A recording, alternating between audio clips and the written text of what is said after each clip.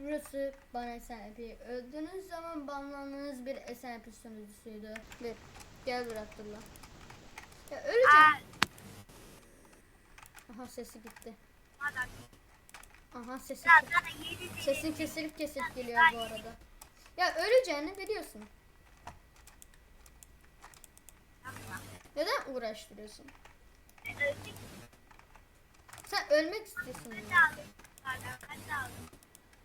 Konuşma da öleceğim. Videoyu kapattım sandım. Hayır kaçma. Sana yağmur da yağıyor. Seller de akıyor. Hop neredesin? Gel gel. Kaçma oğlum. Kaçma kaçacaksan oynayamayak. Hop. Hop.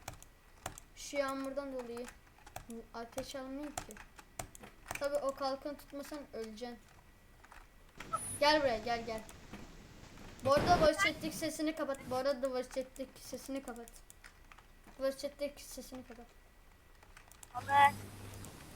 Şeyi de kapat işte. Böyle hani şey var ya. He tamam gel. Şimdi. Kaçma oğlum. Sus da oyna. Sus da oyna. Konuşma. Dedim sen. Kaçma. Korkak olduğunu görüyor tüm SNP. Bir de en güçlüsü olacaksın yani. Hayır onu yapabilsem iyiydi bu arada. Büyük sıkıntı. Ama sen öleceksin. Benim neden karakterim böyle az? Ben neden şeytan karakteri kullanıyorum? Ben şeytan mıyım? Ben sen hiç şeytan. Kaçma. Ya kaçma oğlum. Gel buraya. Oğlum kalkan olsa ne? Kalkanın olsa ne yazacak? Söyle. Ama bak kuvvetim var, üstüne kılıç var. Öleceğin çok belli. Gel buraya. Öleceğini biliyorsun bak. Müzik de çalıyor zaten. Kanka konuşma oyna. Allah. Hop. Öleceğini biliyorsun değil mi? Ver. Ölüyordum. Zaten öleceksin. Bir de kaçmasan. Tamam. Hayır o kalkanı bir de tutmasan. Bir de baltam olsa bir yandan. Ben Leon'u spear'le kesmişim orada. Lan nasıl? Kırımlar kit var onda. Şimdi. Hop. Ben de geri öyle. Öldüremeyeceksin. Kaçamayacaksın. Ve sen şimdi tekrardan gel buraya. Gel. Yağmur da bitti. Bak çetkis. Hop. Totem gidecek sonra.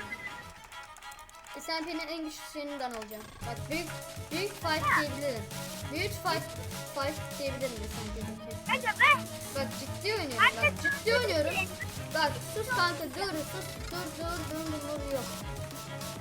Bir şey deme bana öleceğim. O kadar öldürmüşsün. Herkes yeniden dirilebiliyor. Artık dirildi. Önceki videoda sesim gözükmemiş ama şimdi öleceksin.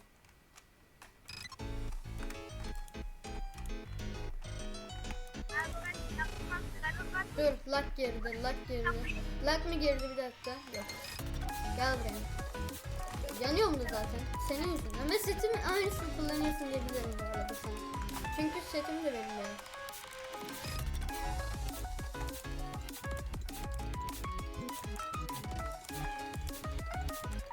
Sen çok yürek almışsın. Hop. Ölmeye hazır ol. Gel buraya kullan.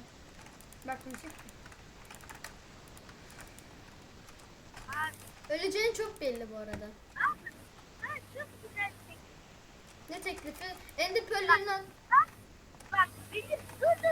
Durmayacağım. Öleceksin. Dur.